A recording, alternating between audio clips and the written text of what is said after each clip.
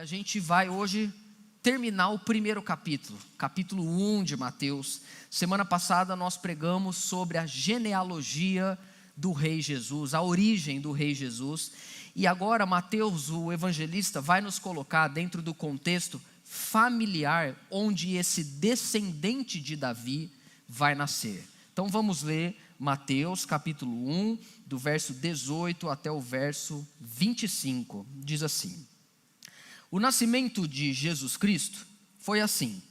Maria, a sua mãe, estava comprometida para casar com José, mas antes de se unirem, ela se achou grávida pelo Espírito Santo.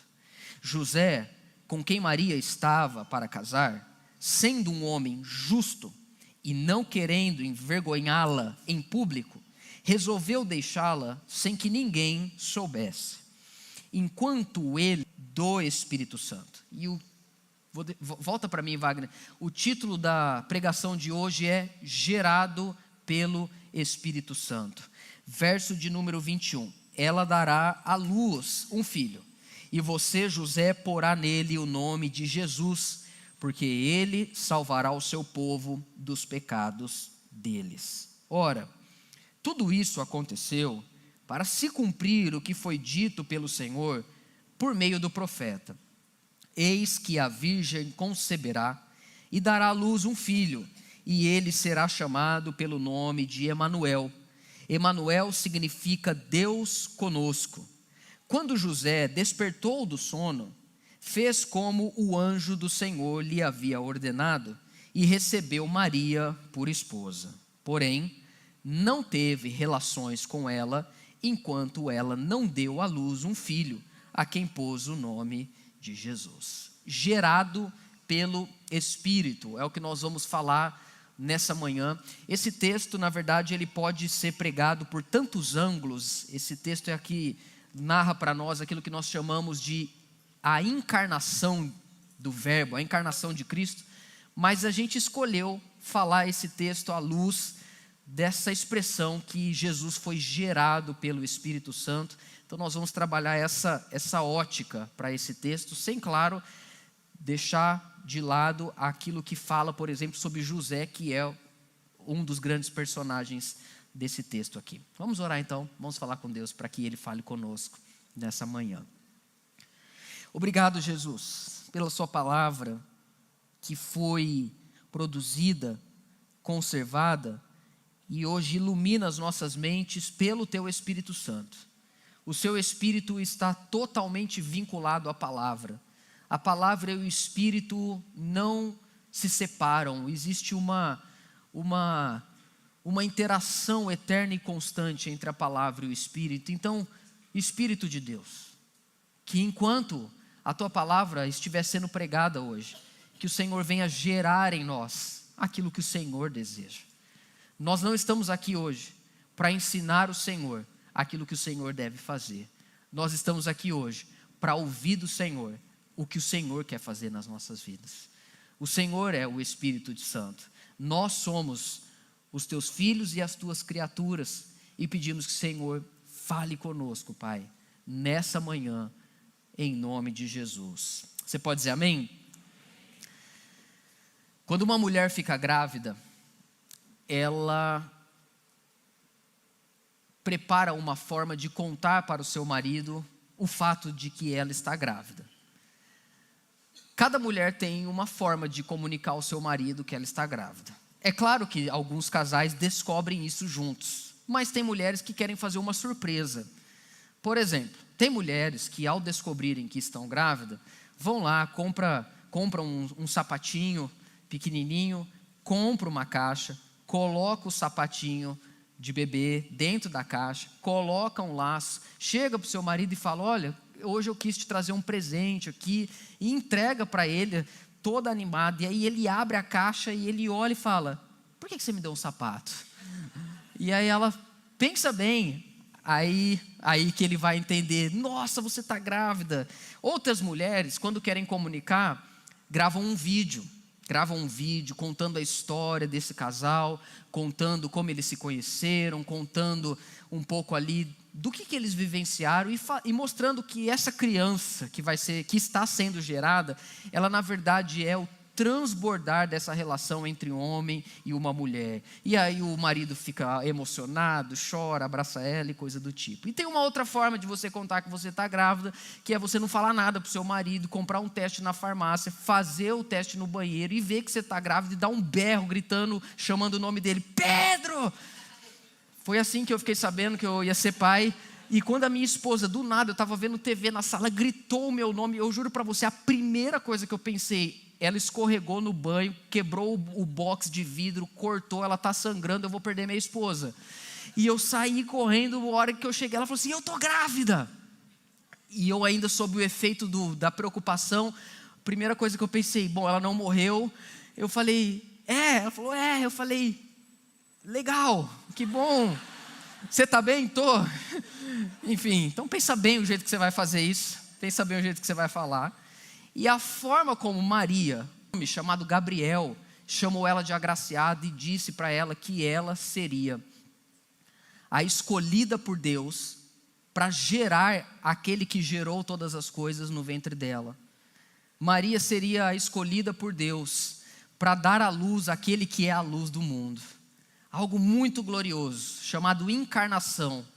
E Maria ficou sabendo disso, ficou feliz, cantou. Nós temos tudo isso registrado no Evangelho de Lucas. Mas quando a gente vai ler essa história pelo Evangelho de Mateus, a gente não vai ter a ótica pelo ângulo de Maria, nós vamos ter a ótica pelo ângulo de José. A gente vai saber do nascimento de Jesus pela experiência de José, o que eu acho muito legal e pedagógico para nós hoje, porque as atitudes que José vai ter são lições muito importantes para nós, e eu penso que José está mais próximo de quem nós somos, da nossa realidade, porque José tem um monte, mas uma mulher gerando Deus no seu ventre só existiu uma, não vai ter mais.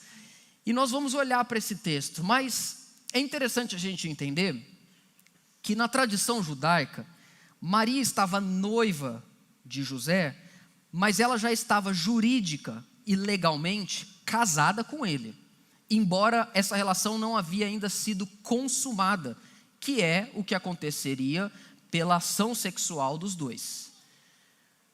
A história vai mostrar para nós que quando José fica sabendo disso, a primeira reação dele vai ser desistir de tudo, o que é óbvio, porque muitas vezes a gente lê o texto, já sabendo tudo que vai acontecer, e a gente perde a experiência do que José viveu naquele momento. Então imagine você, José está feliz, ele vai casar com a mulher da vida dele, Maria era tudo que ele sempre quis, já está tudo certo, o casamento já está sendo preparado, as pessoas já estão sabendo, Maria e ele são virgens, eles vão ter um casamento maravilhoso, até que de repente, chega um tempo, e aqui a gente não sabe se Maria conta imediatamente para José que ela ficaria grávida, ou se existe um tempo onde Maria sabia que estava grávida e quando a barriga começou a crescer que ela foi contar para José. Nós não temos essa informação entre quanto tempo durou esse período, mas uma coisa nós sabemos, Maria chegou para José e disse para ele,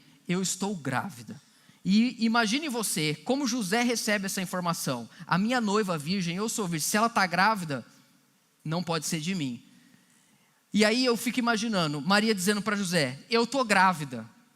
O que será que José pensou? Eu acho que se José fosse brasileiro, quando ela falou, eu estou grávida, a primeira coisa que ele ia pensar era, eita, como assim Maria, você está grávida? Eu estou grávida. Mas como isso aconteceu? Aí Maria diz, do Espírito Santo. Eu imagino José, quê? Do Espírito Santo? Estou grávida do Espírito Santo. José teria dito, então com o Espírito Santo eu estou indo embora. Você fica aí. Porque, imagina como ficou a mente de José. Na cabeça dele, algo aconteceu óbvio. Maria adulterou. Maria teve um caso extraconjugal.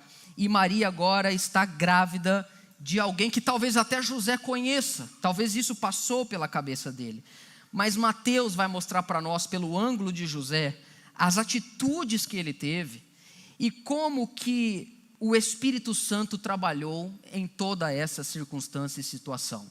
Então eu vou pegar essa mensagem de hoje e eu vou trabalhar ela em dois ângulos. O primeiro ângulo falando de José e das atitudes de José ao saber da gravidez de Maria e como o Espírito Santo vai atuando nas nossas vidas hoje, como atuou também na vida de José. A primeira coisa que o texto vai mostrar para nós é que José, ele era um homem justo. Mateus vai deixar bem claro isso, e a gente sabe que a história em Mateus está sendo contada pela ótica de José, porque Mateus tem uma intenção. Ele quer mostrar para nós que o descendente de Davi é José e não Maria. Então, sim, José faz parte desse plano, de tudo que está acontecendo, mesmo que ele não está entendendo no começo. Eu vou repetir isso. José faz parte do plano de Deus, mesmo que no começo ele não esteja entendendo aquilo que Deus está fazendo. Olha o que o texto vai dizer no primeiro verso 18. Mateus fala para nós que o nascimento de Jesus Cristo foi assim. Maria, sua mãe, estava comprometida para casar com José, mas antes de se unirem, achou-se grávida pelo Espírito Santo. E o verso 19 diz: José, com quem Maria estava para casar, sendo um homem justo e não querendo envergonhá-la em público, resolveu deixá-la sem que ninguém soubesse. Na cabeça de José, é óbvio que Maria traiu ele.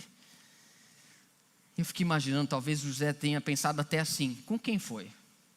Será que foi com algum amigo meu do futebol? Será que foi algum cara da igreja? Será que foi algum cara que mora perto da gente? Porque assim, eu não sei o que eu vou fazer com a Maria, mas com esse cara eu vou arrebentar a cara dele. E José provavelmente ficou ali conflituoso. Ele tinha tanta certeza que Maria tinha traído ele, que ele vai obedecer à lei. Quando o texto diz que ele resolveu deixá-la, é porque José está obedecendo ao que a lei ensina no Antigo Testamento. Quando uma mulher desposada ou noiva trai o seu marido, o homem, segundo o Antigo Testamento, tem todo o direito de repudiar essa mulher, de se divorciar dela. Mas ele pode fazer isso de duas formas. A primeira forma que José poderia fazer isso é gravar um vídeo e postar no Instagram e falando para todo mundo: vocês achavam que ela era de boa, né? Olha o que aconteceu comigo, olha o que ela fez comigo, eu quero que todo mundo aqui saiba quem é, nós vamos desmascarar Maria hoje. Ele poderia fazer isso, ele poderia chamar as pessoas da cidade e expor Maria à vergonha. Inclusive, se ele fosse mais literal ao que a lei ensina no Antigo Testamento, Maria poderia ser até apedrejada, como pena desse erro dela. Só que isso não acontece no Novo Testamento, o apedrejamento, porque uma vez que o Império Romano domina Israel, tira de Israel o direito à pena de morte. E uma outra opção que José teria era não envolver isso de forma pública, chamar uma ou duas testemunhas que conhecem ele, conhecem Maria, e estabelecer o divórcio ali entre eles. E José decide ir por essa linha. Ele decide não expor Maria, mas dar sequência ao divórcio. E aqui eu quero fazer uma aplicação, nessa primeira parte do sermão, que é um tanto quanto, eu não vou dizer delicada, mas ela tem uma sagacidade necessária para a gente entender o meu ponto aqui. Para vocês entenderem o meu ponto, eu vou tentar explicar isso com muita cautela, para que eu não seja mal interpretado. Se José simplesmente obedece o que a lei manda fazer, ele ia cometer o maior erro da vida dele. A lei manda repudiar. Na cabeça dele, de fato, Maria traiu ele. Então eu vou obedecer à lei, eu vou me divorciar dela. Mas o que estava acontecendo com Maria era uma obra do Espírito Santo. Como nós veremos, José não vai fazer isso de forma automática, porque ele vai refletir, ele vai pensar sobre tudo o que está acontecendo. Nós precisamos tomar cuidado na nossa vida, para que no afã, no impulso e no desejo de obedecer à lei de Deus, a gente não utilize esse zelo para obedecer à lei de Deus como um meio de desobedecer a Deus. Eu sei que é estranho o que eu estou falando, mas eu vou tentar explicar para você. A relação que Deus quer conosco não é simplesmente uma relação de uma obediência de regras de um livro velho, onde a gente não está entendendo o que está acontecendo ao nosso redor, e onde nós não estamos entendendo o movimento do Espírito na nossa vida. Tem pessoas que acham que se tornar um cristão é simplesmente adentrar para uma religião e obedecer agora um compêndio, um número de regras. Existem mandamentos que nós precisamos obedecer, como a Bíblia vai mostrar para nós. Mas antes de sermos simplesmente obedientes a alguns mandamentos, nós precisamos entender o que Deus está fazendo na nossa vida e entendermos o contexto de cada circunstância na nossa vida. José vai refletir sobre isso, porque pode ser que Maria está certa, pode ser que ele está enganado, pode ser que ela está falando a verdade e ele, por mais louca que seja a situação, é que precisa pensar melhor para tomar a sua atitude. Tem uma frase do professor Girafales, do Chaves, que muita gente se identifica com ela. O professor Girafales diz o seguinte: eu nunca errei na minha vida. A única vez que eu errei foi quando eu pensei que eu estava errado. E tem muita gente que vive assim. Ela liga uma vida tão automática, onde ela não para às vezes para pensar: será que eu estou certo em agindo isso, fazendo dessa forma? Será que... Tudo bem, a Bíblia diz que eu preciso fazer isso, eu entendo e eu vou fazer, mas eu preciso pensar melhor sobre isso. Não é só fazer algo, mas é como eu estou fazendo isso. E como está a vida, e como está a minha vida, o que o Espírito Santo está fazendo na minha vida, para que eu não simplesmente seja um obedecedor de regras, mas eu seja alguém que se relaciona com Deus e compreende o que o Espírito Santo está fazendo na minha vida hoje. Quer ver uma coisa? Ontem, no final da tarde, eu precisava terminar o meu sermão e eu fui para uma padaria aqui em Ribeirão Preto, porque os meus filhos não ficam quietos em casa, então eu precisava ir para um lugar para eu me concentrar. Eu parei numa padaria, abri o meu computador e continuei finalizando o meu sermão, quando eu percebi que uma pessoa que estava indo na padaria deixou o cachorro dela ali do lado de fora e ela entrou sem cachorro. Vamos supor que você trabalha nessa padaria e tem uma regra bem estabelecida ali: não pode entrar com cachorro. E você foi o responsável. O dono falou o seguinte: toda vez que entrar alguém aqui com um cachorro, você imediatamente vai lá e fala com essa pessoa que não pode. Beleza, você está trabalhando ali. Você acostumou com isso. Tanto de gente que entra ali carregando cachorro, com o cachorro, você já está saturado. Então a pessoa entra e fala: ô, você não leu a placa não, irmão? Não pode entrar com o cachorro. Por gentileza, você pode se retirar ou deixa o cachorro lá fora. E isso vai acontecendo. Você está fazendo isso. Você entrou no automático. Você está obedecendo a lei. Mas você já não olha mais para um contexto, você já não olha mais para a pessoa, você só vê o cachorro. Você vê o cachorro, você fica cachorro também. Você fica doido. Aí um dia você está tão no automático da sua vida, entra alguém com um cachorro, foi um dia ruim para você e a pessoa está de costa. Você grita assim: ô meu amigo, você não viu, você não leu a placa que não pode entrar com o cachorro na padaria? Quando o cara vira para você, você percebe uma coisa: ele é cego. E ele entrou com o cachorro porque o cachorro está guiando ele. Então tem um contexto ali. Existe algo que está acontecendo, não é mais do mesmo. Você lidou de uma forma automática, você cumpriu a lei, mas não fez. Ao cumprir a lei, você perdeu o espírito que está por trás da lei, a intenção da lei. Estão entendendo? É difícil explicar isso. O que está acontecendo aqui é que José, por mais dedicado que ele seja, por mais justo, e a palavra justo aqui no grego significa alguém inclinado para a lei, dedicado para a lei, por mais justo que José seja e tente obedecer a Deus, a justiça dele não é suficiente para que ele acerte em tudo, mesmo quando ele quer acertar. Com o passar do tempo, algumas pessoas entram para a igreja e elas começam a achar que a base da relação que elas têm com Deus é a lei. Então, se elas estão obedecendo a lei, Deus está feliz com elas. A gente tem um nome para isso, a gente chama isso de legalismo. Porque no fim do dia, quando você acha que é a sua obediência para a lei de Deus que capacita e autoriza você a estar na presença de Deus, no fim você se tornou o seu próprio Salvador. Quer ver uma coisa? Se eu fizesse uma pergunta aqui agora, que antigamente os pastores faziam muito, agora os pastores Nutella não fazem mais. Que é mais ou menos assim: se você morresse hoje, para onde você iria? Primeira coisa que a gente vai pensar, o mais natural nosso é assim: deixa eu ver como é que eu vivi essa semana. Cara, mandei meu patrão para o inferno. Capaz que eu vou com ele junto. Aí eu pensei: para onde você morrer hoje? Para onde você vai? Aí você lembra: é 10 minutos da minha casa até a igreja e eu consegui brigar com a minha esposa nesses 10 minutos. A gente entrou separado no culto, na hora do louvor a gente não olhou um para o outro, e agora que o pastor está falando, eu estou dando a mão para ela. Você pensa: se Jesus voltar agora, é óbvio que eu vou para o inferno, porque eu briguei com a minha esposa no caminho para casa. Perceba que isso tem a ver com uma dimensão de que a base da nossa salvação é a nossa justiça própria. Não é suficiente. Não é suficiente. Nós precisamos de uma justiça maior do que a nossa, para que sejamos absolvidos dos nossos pecados. E essa justiça é a de Cristo e só a dele para nos salvar.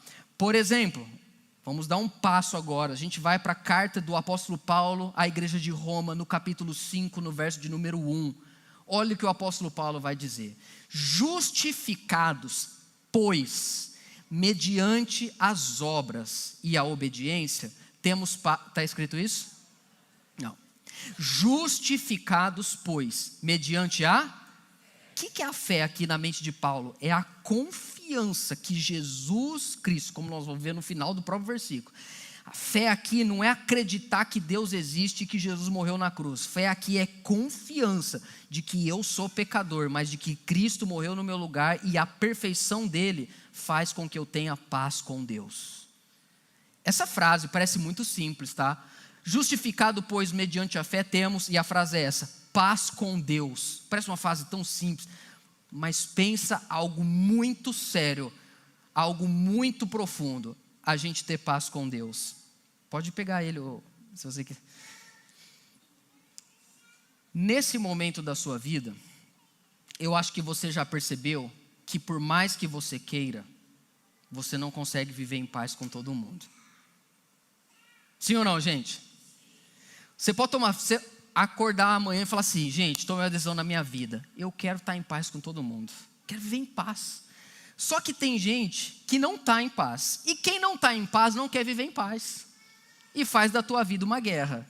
Então não depende só de você, não depende só de mim. No que depender de vós, tendes paz com todos, é o que a Bíblia diz, o que depender de você. Agora, por mais que a gente possa estar vivendo litígio, conflito com algumas pessoas, como é refrescante, como é um deleite a gente saber que com Deus a gente está em paz. Poxa, se eu estou em paz com Deus, eu não vou querer fazer guerra com ninguém. Tem uma banda gospel, Charlie Benson Jr., eles têm uma música que eu gosto muito: o homem que está em paz não quer guerra com ninguém. Vocês conhecem esse louvor, né? O homem que está em paz não quer guerra com ninguém. O homem que está em paz com Deus, eu vou querer guerra com quem, meu? Se com o autor da vida, o criador de todas as coisas, o todo-poderoso e o juiz dos vivos e dos mortos, eu estou em paz, meu amigo, desculpa, #shalom, estou em paz. Não quero conflito com você. E é a graça de Deus que nos sustenta, não é a nossa performance. Por mais justo que a gente seja, nós vamos falhar, mas como é bom saber que é a graça de Deus que é a estrutura da nossa vida. Estamos firmes nessa graça e nos gloriamos onde? Na esperança da glória de Deus. Fica comigo, continua acompanhando. No verso 3 ele diz isso: e não somente isso, mas também nos gloriamos nas tribulações. Olha o que Paulo está dizendo. A gente se gloria, a gente exulta, a gente se alegra. Você pode substituir gloriar por alegrar, com a nossa esperança na glória de Deus, Mas nas tribulações também, não tem problema. Talvez você está pensando, Deus, mas se eu estou em paz com o Senhor, por que eu estou enfrentando tribulações? As tribulações têm um propósito pedagógico na nossa vida. O próprio Paulo vai explicar agora. Porque as tribulações produzem perseverança. Produz perseverança. Quem aqui tem algum problema hoje que se você pudesse já teria resolvido ele? Tem problema na nossa vida que se a gente conseguisse, a gente teria resolvido aquilo. Mas a gente não consegue. A única coisa que a gente consegue diante de uma tribulação é o quê? Perseverar. É continuar. E a perseverança produz experiência. A gente vai conhecendo a Deus nesse processo. E a experiência produz... Qual a palavra aí, irmãos? Esse ano,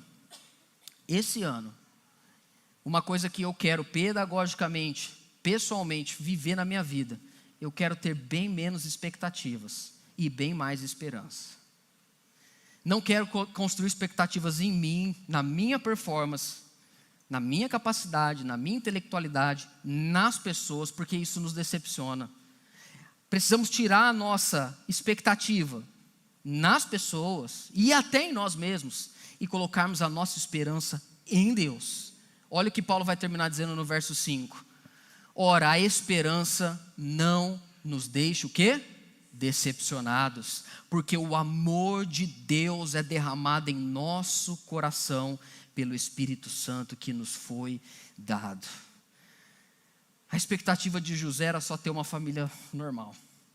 Era só casar com Maria, era só comprar um golden, ter 3 filhos, tentar ir para a Disney uma vez a cada 2 anos, e é isso. Mas aí Deus escolheu que ele fosse o pai de Jesus. Talvez as expectativas de José, num primeiro momento, foram frustradas, mas a esperança dele estava em Deus e por isso ele não foi decepcionado. Amém, irmãos? A segunda coisa que eu vejo nesse texto, uma característica de José, é que ele era um homem reflexivo. E deixa eu te falar uma coisa. O início do verso 20, na minha opinião, é a maior qualidade que José vai ensinar para a gente hoje. O texto diz, enquanto ele, José, qual é o verbo ali? Refletia sobre isso, eis que lhe apareceu em sonho um anjo do Senhor. Para Maria, Gabriel apareceu. Para José, não sabemos se é Gabriel, um anjo falou com ele em sonho. Mas antes de dormir, José tirou um tempo para refletir. Se José tivesse agido por impulso, talvez ele não teria ouvido a voz de Deus. Porque imagina, Maria chega para ele e fala assim, estou grávida do Espírito Santo. Ele sai daquela casa louco, movido pelo instinto dele. Ele poderia pegar o celular dele, ligar para alguns amigos ali de Nazaré e falar, o negócio é o seguinte, minha mulher me traiu, velho. Então nós vamos beber e nós vamos ficar loucos hoje. Nós vamos ficar loucos, nós vamos para um bar, cara. Nós vamos terminar 4 horas da manhã cantando sertanejo em cima da bancada. Nós vamos ficar loucos, porque acabou minha banda. Se ele faz isso, ele não fez. Ele poderia fazer diferente. Ele poderia olhar para a vida dele e falar, eu não acredito que essa mulher fez comigo. Eu estou guardando dinheiro faz anos para esse casamento acontecer. Ela não merece esse dinheiro. Eu vou gastar tudo hoje. Eu vou apostar esse dinheiro, eu vou ficar rico. Eu vou apostar numa bet no São Paulo. José não faz isso, cara. Cara, não faz isso. Respira, para, pensa, não haja por impulso. O verbo que é traduzido aí no português para refletir é um verbo no grego que significa trazer à mente. Ouça isso, irmãos. Ponderar é o que significa esse verbo aí. Pensar, deliberar é o mesmo verbo que Lucas vai mostrar para nós em Atos capítulo 10, quando o apóstolo Pedro tem aquela visão no telhado de um grande lençol descendo animais. Pedro fica refletindo naquilo que ele viu. Só que nós vivemos numa geração hoje, irmãos, onde refletir e pensar é uma coisa que a gente não tem tempo para fazer. Não dá tempo, correria, tem poder quem age, eu preciso fazer, eu preciso executar, eu sou uma máquina, eu acordo 4 horas da manhã, não faça isso. Se a gente não para refletir, a gente não entende o que Deus está fazendo na nossa vida. E se você não entende o que Deus está fazendo na sua vida, você corre o risco de desobedecer a Ele, mesmo que você não queira.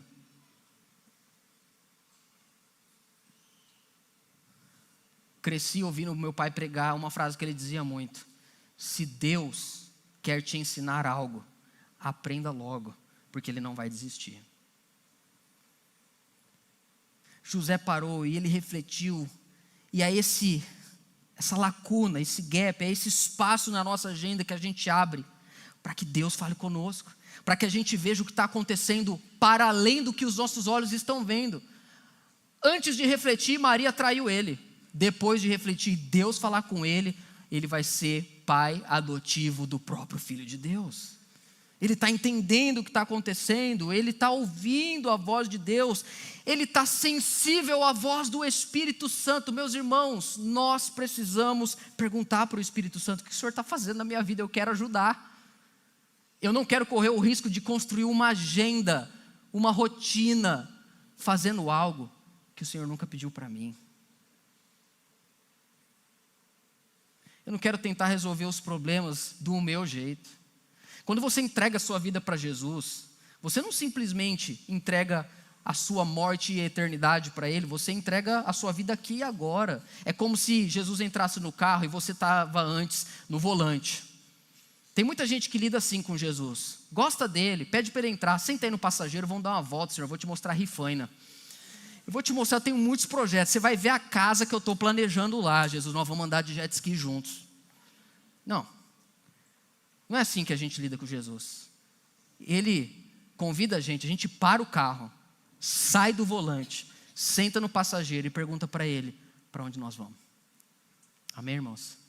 O que o Senhor quer fazer? O Senhor está fazendo da minha vida. Eu entreguei ela para o Senhor. E eu tenho o sentimento que às vezes Jesus fala assim para a gente: não vou responder agora, mas vai curtindo a paisagem que você vai gostar para onde eu estou te levando. Só confia, vamos junto comigo.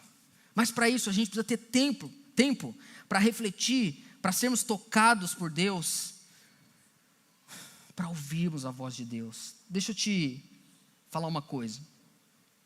Oração, para mim hoje, já há alguns anos na verdade, se tornou um momento de reflexão. Oração, para mim, não tem a ver com cumprir um rito ou um protocolo religioso. Não tem a ver com todo dia ter que falar com Deus para de alguma forma Deus me abençoar. Oração não é um lugar onde a gente fala para Deus o que a gente quer fazer. Oração é um lugar onde a gente pergunta para Deus o que Ele está fazendo. A gente ouve a voz dEle. Eu gosto muito de orar num parque aqui em Ribeirão Preto. E eu costumo dizer que eu tenho várias capelas nesse parque, vários lugarejos de oração. Essa semana aconteceu uma coisa até engraçada, mas tem um lugar lá, um banco que eu sento, e a minha oração é mais ou menos assim, ó. E aí, Deus, tá bom? Como é que estão as coisas aí? Silêncio.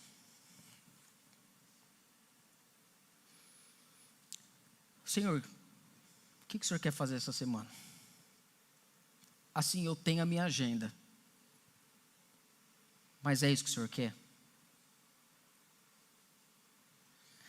Senhor, falar nisso, o Senhor está vendo ali a minha filha e meu filho, né? Eu estou tentando. O que o Senhor acha? Eu estou acertando?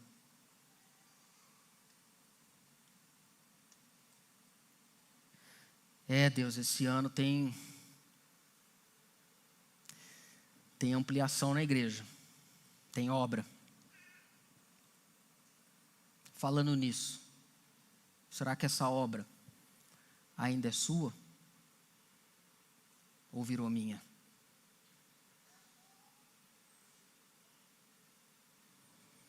Aí fica silêncio. Aí eu sou meio atrevido às vezes, tá? Aí eu falo assim: Senhor, se o Senhor fosse resumir 2026 na minha vida, em uma palavra, o que o senhor diria? Menino, fica quieto aí, vai, ele fala. Ô Deus, e os santos, hein? Quem tem TDAH está se identificando com essa oração, porque ela é bem assim mesmo. Eu estou falando aqui da igreja, da obra, aí eu lembro, nossa, eu tenho que levar meu cachorro no veterinário, o Calvino não está muito bem esses dias. Deus, põe a mão sobre ele.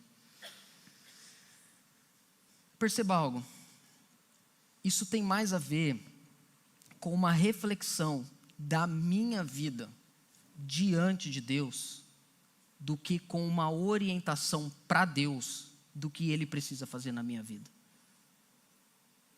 Se eu não crer que Deus já está agindo na minha vida e já está fazendo algo, eu corro o risco de achar que eu controlo e eu uso Ele. Essa semana eu estava orando e aconteceu isso, real. Estava ali, mó paz, velho, como diz os jovens. Esse cara vai fazer aqui comigo, né? E eu comecei a criar essa didática, nesse momento de oração, se Deus quiser falar comigo, eu estou pronto para ouvir Ele. Se eu for orar e Ele não falar nada, não tem problema, mas eu separei tempo para que, se Ele quiser falar comigo, Ele vai falar comigo. É nesse momento que Deus fala com José. José dorme, começa refletindo e dorme no sonho. Deixa eu falar uma coisa, tem gente aqui hoje que só precisava voltar a dormir. Você está tentando controlar tanto a sua vida, você está tentando tanto ter as coisas na sua forma de pensar, é a sua estratégia, é o seu MBA que te ensinou isso. Às vezes o que seu MBA te ensinou não tem nada a ver com o que o Espírito Santo quer fazer na sua vida hoje. Não pode ser do seu e do meu jeito, tem que ser colaborando com aquilo que o Espírito já está fazendo nas nossas vidas. Quem está me entendendo? E a gente não pode tentar controlar esse Espírito, que faz com que a gente nasça de novo. Olha o que diz o verso 21. Aqui o anjo vai dizer algo muito bonito para José. Maria dará à luz um filho. E você, José, você que é filho de Davi, vai pôr o nome nele, nessa criança, de Jesus. E essa frase é muito bonita, porque ele salvará o seu povo dos pecados deles. O seu conhecimento não vai salvar você dos seus pecados. O seu dinheiro não vai salvar você dos seus pecados. Olha aqui para mim, não é mudar de igreja que vai salvar você dos seus pecados. O que Deus quer fazer com você e comigo, é fazer com que a gente nasça de novo. A gente nasça para uma vida do Espírito, onde o Espírito atua dentro de nós, onde Ele age dentro de nós. Quando a Suzana falou para mim, eu estou grávida. Aí passou 4, 5, 6 semanas, um dia eu olhei para ela e falei assim, cadê a barriga? Foi engraçado isso, porque de verdade eu achei que a mulher falava que estava grávida, em 6 semanas já tinha alguma coisa ali. Depois eu fui perceber, lá no 5º mês, ela ficou com uma barriga igual a minha. Aí no 6º mês, 6 meses, eu falava, não é possível, vai nascer daqui 3 meses, não tem nada aí, ué. Vou ser pai de uma azeitona. Né, Suzana, alguma coisa está acontecendo. E aí aí de repente a barriga vai crescendo. Aquilo foi uma grande lição para mim. Não é porque eu não estou vendo algo que Deus não esteja trabalhando naquilo. Às vezes a gente fala, Deus, Senhor, hein, o que está acontecendo? O Senhor não fala mais comigo, o Senhor não está fazendo nada. Ele está fazendo, Ele está gerando, o Espírito está fazendo, mas Ele trabalha para aqueles que descansam nele. Não é isso a gestação? A gente fala que está grávida, o que a mulher tem que fazer agora? Vai viver, filha. Vai jogar beach tênis. Vai viver sua vida. Continua indo na academia. Continua vivendo. A hora que você dormir, a hora que você estiver trabalhando, Deus está fazendo algo que você não pode fazer. Deus está construindo algo. Irmãos, nós precisamos perguntar ao Espírito Santo o que o Senhor está fazendo, porque eu quero te ajudar, eu não quero te atrapalhar. É leve quando a gente entende isso, que a nossa vida não depende daquilo que a gente faz, mas a nossa vida depende da nossa rendição àquilo que Deus já está fazendo. Tem 3 pessoas que falam amém aí? Amém? A gente não controla o Espírito, não é isso que Jesus falou? Eu vou ler esse versículo e a gente vai para o 3º e último ponto. Não foi isso que Jesus falou para aquele mestre em Israel chamado Nicodemos? Jesus falou isso para um homem de altíssimo conhecimento, lá em João, num diálogo que eles tiveram. Jesus diz em João 3,5: em verdade lhe digo, quem não nascer da água e do Espírito, não pode entrar no reino de Deus. O que é nascido da carne é carne. Nasceu da sua mãe, nascido da minha mãe, nascemos. Mas o que é nascido do Espírito é outra coisa. É espiritual, é divino.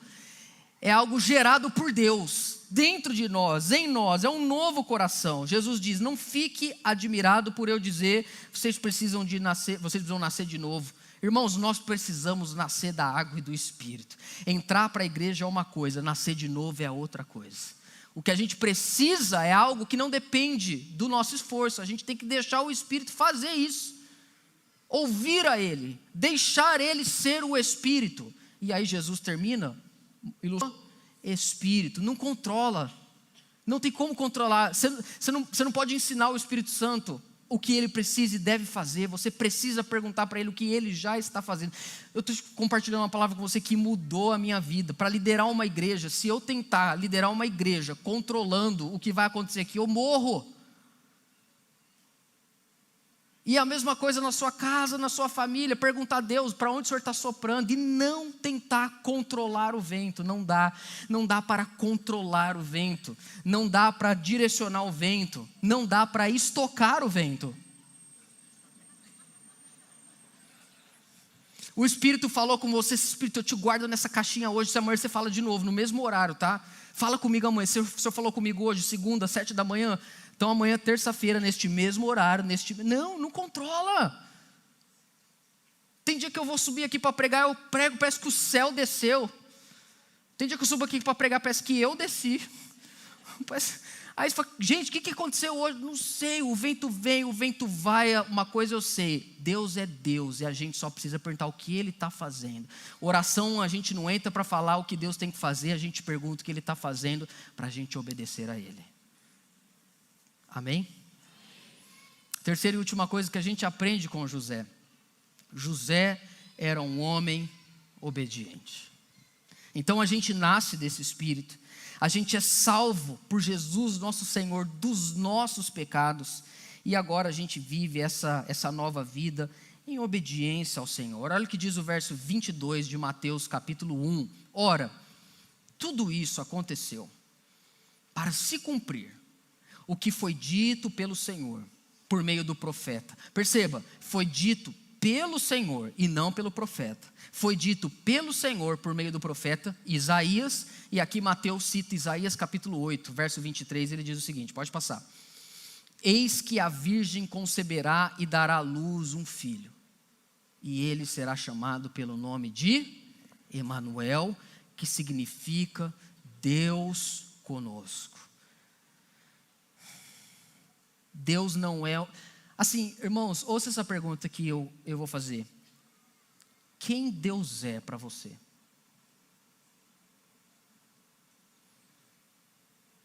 Fala assim para mim, fala para mim, quem é Deus? Porque isso vai mostrar como você se relaciona com Ele. Ele é um ser distante, irado, julgador. Quando a gente fala Deus, Deus é uma palavra muito ampla, pode significar muita coisa. Que Deus é esse? Do Islã? Que Deus é esse? De qual lugar? Porque o nosso Deus tem um nome. Quando a gente pensa Deus, o que Ele quer que a gente pense é Emanuel, Deus conosco, Deus em nós, vida, proximidade. relacionamento. E é precisamente essa proximidade, Deus conosco, Emanuel, que faz com que a gente viva uma nova vida, uma vida de obediência. Ouça isso que eu vou dizer. Imagine se Jesus fosse com você para todo lugar que você vai. Como você viveria? Se todo lugar que você fosse, Jesus está do seu lado, fisicamente. Senhor, amanhã às 5 horas academia, hein? Aí vocês vão para a academia. Você está tirando Jesus, você acha que ele não... Aí você vai fazer supino. Você vai deitar. Senhor, dá uma força aí. Estou pegando muito aqui, 5 de cada lado. Aí vai Jesus. E Jesus vai falar, vai. E ele está ali, está na academia com você. Ele tem gimpés, ele vai em todas. E aí, ali. Aí você põe ali, volta. Aí você senta no banco do supino. Passa uma mulher. Você viraria para Jesus e falar, você viu? Não, eu tenho certeza que você não faria isso. Então a pergunta é, então por que você faz para o seu amigo?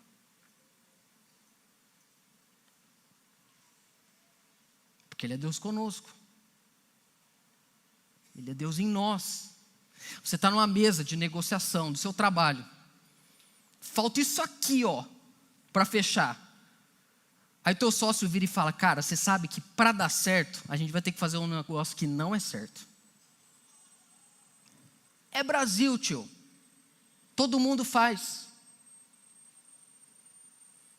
Jesus está do seu lado. Você vira para ele e fala, bora? Fala, não.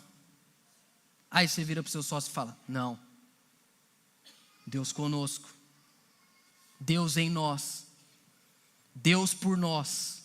Isso vai gerando um temor no nosso coração. Quem está comigo, Igreja Vida? Isso vai mudando a forma da gente viver. Isso faz com que a gente obedeça. A gente tem os nossos impulsos. Só que Ele veio nos salvar dos nossos pecados. E José sabe disso. No entanto que o texto vai terminar assim, verso 24. Quando José despertou do sono, fez como o anjo do Senhor lhe havia sugerido. Ordenado. É uma ordem. Recebeu Maria por esposa. Olha como termina o texto. Leia comigo o verso 25. Esse é o último versículo. Porém, não teve relações com Maria, enquanto ela não deu à luz um filho, a quem pôs o nome de Jesus. Eu vou falar isso com muito respeito, mas José é um homem, velho. José tem desejos, inclusive sexuais. Maria é a mulher da vida dele. Ou você acha que ele não estava prontinho para o casamento ser finalizado? Ele quer ter prazer com a esposa dele. Só que Deus deu uma ordem para ele. Espera. Mas eu quero, Senhor, eu gosto, é muito bom. Só que não existe prazer maior na vida do que obedecer a Deus. O maior prazer da vida é obedecer a Deus. E para obedecer a Deus, a gente vai ter que, em alguns momentos, refrear os nossos prazeres. Deus conosco, Deus Emanuel, Deus em nós. Sabe por que a gente pode vencer o pecado, irmãos? Porque o Espírito de Deus está em nós. A nossa relação com Jesus, ela se dá por meio do Espírito. Ou seja, isso eu só falei no culto das 11. Culto das 9 o pessoal não mereceu. Não, brincadeira. Só estou falando agora. A nossa relação com o Espírito é muito parecida com a relação entre um casal casado. Você está casado aqui? Ouça o que eu vou dizer. Por mais difícil que seja a situação, você não chega para o seu cônjuge, não deveria, falar assim, o negócio é o seguinte, resolve isso aí, e a hora que resolver, a gente volta a conversar.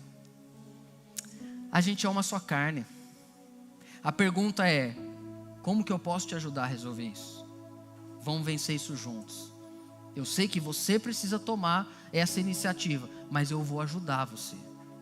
E o Espírito Santo é assim com a gente. Ele não olha para nós e fala assim, resolve aí, viu? Resolve aí, depois a gente conversa. Não, vamos fazer isso juntos. Como eu posso agir na sua vida para que você vença esse pecado. Último verso lido hoje, Romanos 8:11. Olha o que o apóstolo Paulo diz nesse sentido do Espírito em nós. Se em vocês habita o Espírito daquele que ressuscitou Jesus dentre os mortos,